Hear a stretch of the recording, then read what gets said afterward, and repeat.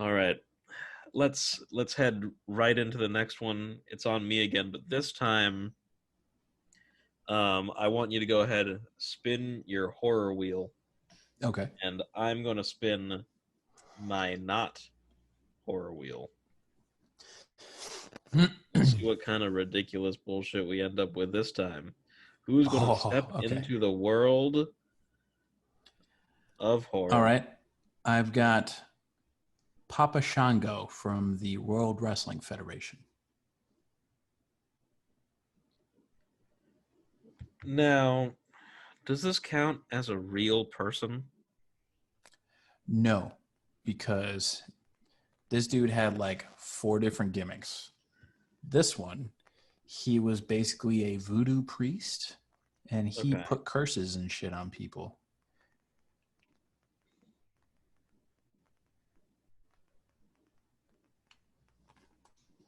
So, Yeah. Let me pull him up here. okay, I see. So he's a wrestler, but he's a voodoo guy. Yeah.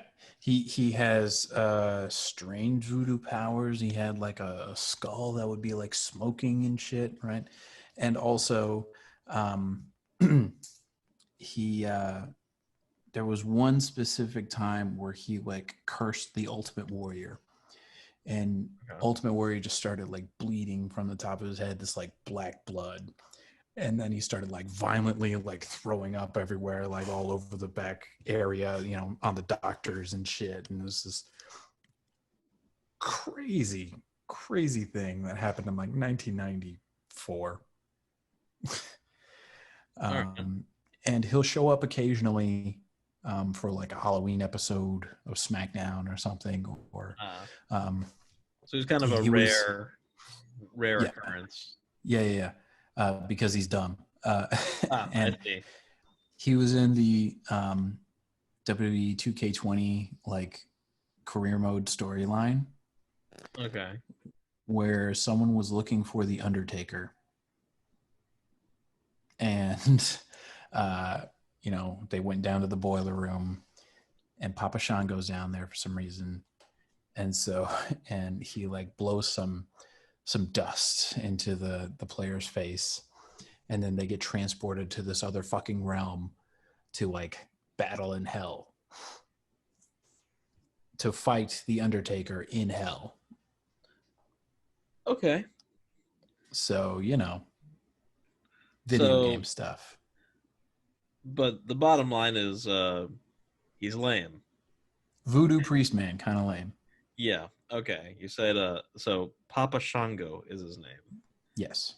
All right. Well, the character I got that he's going to go against, I think this works pretty well just based on what you've told me. Um, this is Mr. Peanut Butter Mr. Peanut from Butter. Mr. Peanut Butter is the golden retriever character from BoJack Horseman. Oh, okay. Um, so his whole thing is so BoJack Horseman uh was a former like 90s TV star, and he had a sitcom called Horsing Around, and it was about a horse that adopted 3 kids and all the shenanigans. And Mr. Peanut Butter was from a ripoff of that show, um, which, which I am forgetting the actual title of his show, but basically it was about a dog that adopts a set of twins and the adventures that they go on. Um, Okay. and since then, they're basic like they have that kind of relationship you see in a lot of shows where like Mr. Peanut Butter loves BoJack Horseman, and BoJack Horseman does not give a shit when he sees Mr. Peanut Butter. He's like, oh, this guy again. It's Um, very Ned Flanders, Homer Simpson. yeah, very much. But Mr. Peanut Butter is definitely not that Ned Flanders vibe. But he's very friendly. I mean, he is a golden retriever after all, Yes, or of a course. or a Labrador, one of those big goofy dogs. Yeah, Um, yeah, yeah. I got a And big golden retriever right here, actually. hey, yep, that's exactly it. That's Mr. Peanut Okay. Butter. So, but as that's how the series starts, where you're just like, oh, okay, BoJack does not care much for this Mr. Peanut Butter fellow. But as the show goes on, Mr. Peanut Butter becomes more likable for both the audience and BoJack in general. Like he, like they warm up to each other, and BoJack eventually realizes that he's a friend and he needs that.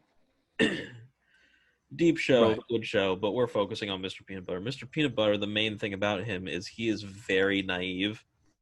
Mm-hmm. Like he'll just go with things without really thinking about it. Like there's one like string of episodes in particular where his friend Todd thinks of a new like Uber and like an Startup. Uber type app.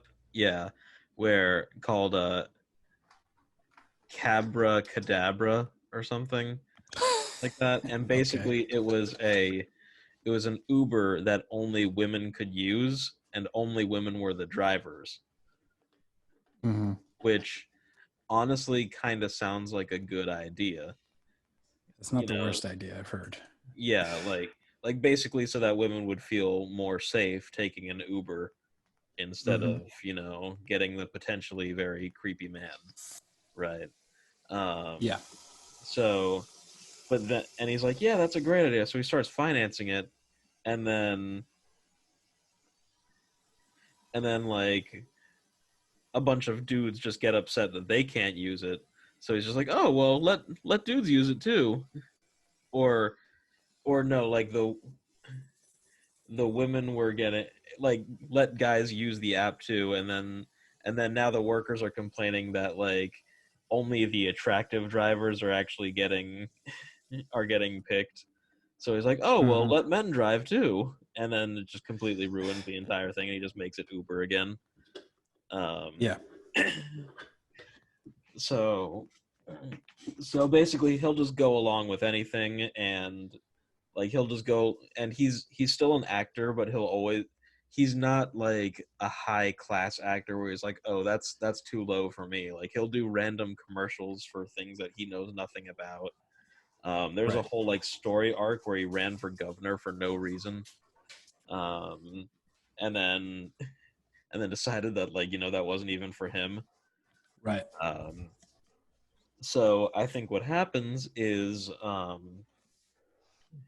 he uh, he decides to hold sort of like almost like an audition, but more like a talent show type situation. So almost like so you think like America's Got Talent, except it's just him, and he's basically looking for someone that you know he could do a show, or like he could have like on one of his shows, one of his projects or something. And here comes I'm sorry, I've forgotten his name. Papa what? Papa Shango. Papa Shango comes Yes. in and he's like, "Ooh, look at me! I'm a voodoo priest." And of course, Mr. Peanut Butter's like, "Oh, that's cool! Wow, I've never met one of those before." And and he's like, "Yeah, look at all the stuff I can do now." Typically on this show, we like wrestlers is kind of like the line between reality and fiction, Yeah. because like while obviously the Undertaker doesn't actually sleep in a coffin or anything, Mm-hmm. and he doesn't think that he can raise the dead, if you meet the Undertaker in real life he's going to act like the Undertaker. So therefore the Undertaker is a real person. um Yeah. Not really. I mean, and then you From get personal experience, the man known as Glacier does not try to throw karate kicks in ice. all right. He's a and then you nice guy in person. and then you get where the like line is more blurred, because like John Cena is pretty much the same general guy Right. as With same with the The when Rock. it's like a person with just their personality turned up, Yeah, That's different, right? The Rock and Dwayne Johnson are essentially the same person, just with more asshole in them, right? yeah. And Um, Papa Shango and whatever the fuck his name is, like he's different guy. yeah. And No, also, he's played different people. Charles Wright. He was also the Godfather, by the way, who was a pimp. okay. Why not? But we're going to say Papa Shango, the voodoo priest, and I'm going to also, but I'm definitely going to make an exception for this because you said that he's a character that only comes out for like special events. Correct. So it's not like, also he's probably not anyone's favorite. So we can't really screw it up too much. Exactly. Um, but he's like a character that comes out every so often. So he's now blurred the line between wrestler and mascot. Because like now a mascot is fine as well. Like I mean, Mm-hmm. it's not like Like I'm gritty. yeah, or like I don't know, Wally the Green Monster or something. The Mac Daddy dog for any of those that are local to Virginia. Um, he's a he's a public access commercial dude. Um, Okay. like he's now kind of like a mascot because he only comes out like at certain times a year. So he's blurred the line of reality and fiction even further. Um, but basically, he is at this audition and he's like, I'm a voodoo priest and I can do all sorts of crazy shit. And Mr. Peanut Butter is like, oh wow, that's really cool. And he's like, yeah, check out my cards. And I imagine that he like really like he's really like shitty about it and does like the tarot card thing, but it's like one of those magic like playing card decks where like all of the cards are death or something like that. And like he Yeah. drops them like out of his sleeve as he's like presenting the card, like, oh behold, and he like drops the rest out of his sleeve. And Mr. Peanut Butter's like, huh, all those cards look very familiar. You must be able to duplicate the cards. Because that's the kind of thing that he would do. He'd be like, "Oh wow." He'd get that's a one. great trick. Yeah, he'd be like, "Wow, you turned the entire deck into the same card. That's really crazy. I must be in real danger now because that's a lot of death. I'm a little concerned." He's like, "Oh, but Okay. that's not all. Behold, my um my dust trick." Whatever that is, blows like the voodoo dust, and Mr. Peanut Butter is indeed a dog, so he like sniffs it and gets the sneeze like, hey, I didn't really like that too much. And then basically this keeps going for a long time. An um extended, uncomfortably long time. yeah, this goes for a very long time, and eventually it gets to a point where like um he he does another one of his like voodoo tricks, something that's not easy to fake because, Papa Shango has never gotten this far where where he's like, "Oh, wow, how do I top this?" Like what do Yeah. I do? And Normally, I'm shoved out the door by now. yeah, like no, normally they've paid me to leave. Um and so he pulls off he's trying to do some voodoo trick, like he's like, oh, I have to go to the bathroom real quick, and he like goes away and he's like googling like voodoo spells to try and do. It gets to the point where he's just doing like the dumb finger magic tricks. Oh yeah, Oh, yeah, it gets to that oh. point. And but he's like, he's got the ego now, he's got that like wrestling like boast. It's gone to his head. He's worked Yep. himself into a shoot, brother. Yep, that's it. And he tries to pull off some really like crazy stunt that involves like, I don't know, a plucked chicken or something like that. Now this is in the BoJack Horseman universe, so it's going to be a like humanoid chicken. 'Cause, you have not. It's a volunteer from the crew. Right. You've not really watched BoJack Horseman, have you? Mm, no. Okay, so basically the rules of BoJack Horseman, which I love and I think it's a great like creative um idea, is that like it's like animals don't exist as animals in that. Hmm.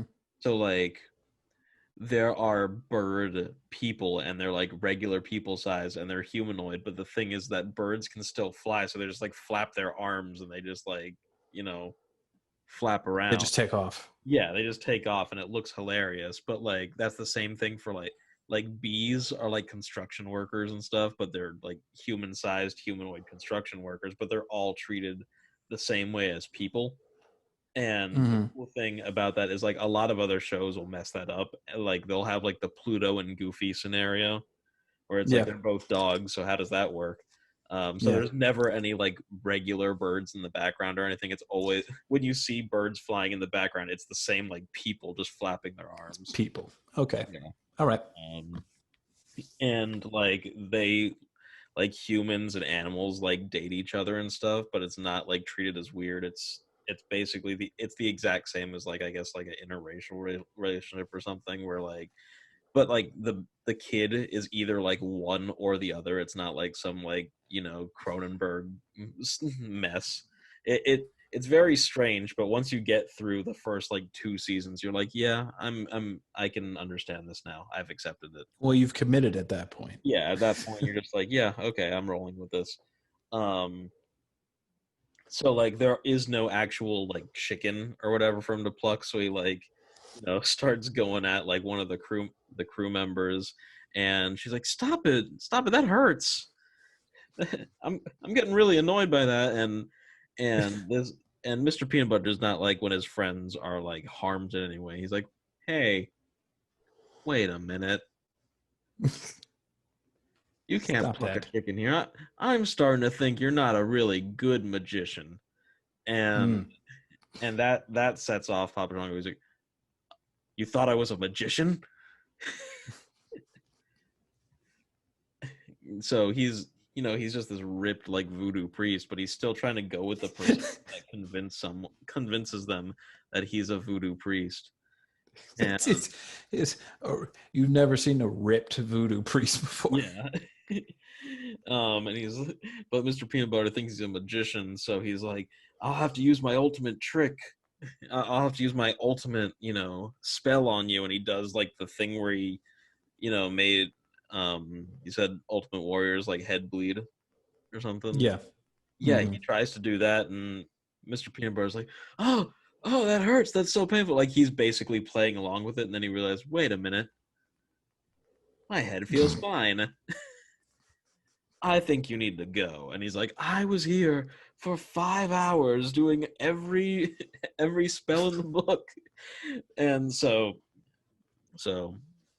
you know, Voodoo And Priest. that's how things kick off. Yeah, he No, throws that's good. a punch, and but Mr. Peanut Butter is also a dog, so this doesn't work very well for the Voodoo Priest. Also, Mr. Peanut Butter also happens to be jacked, by the way. That's that's something I neglected to mention. Oh, But like, okay. So we where got a he, ripped voodoo priest and we have a ripped dog. yeah, but like, there's a scene where Mr. Peanut Butter like takes his shirt off and he's just got like shredded abs, like underneath.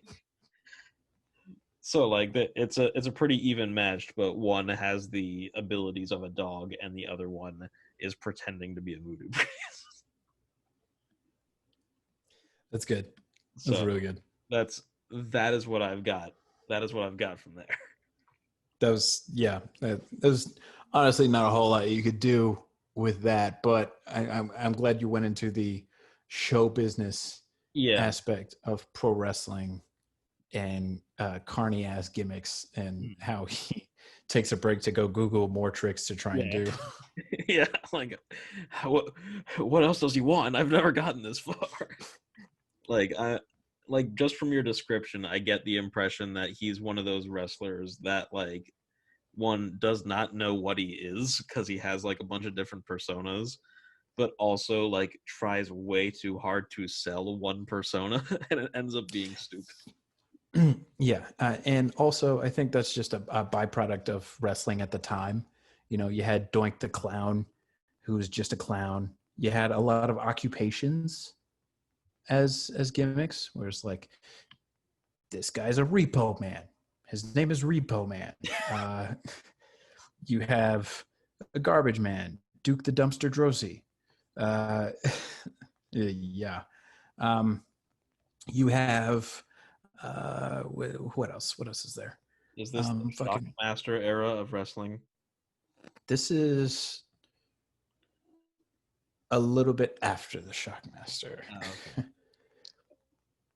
You know, you got the headbangers. You know, you get like there's a bunch of shit.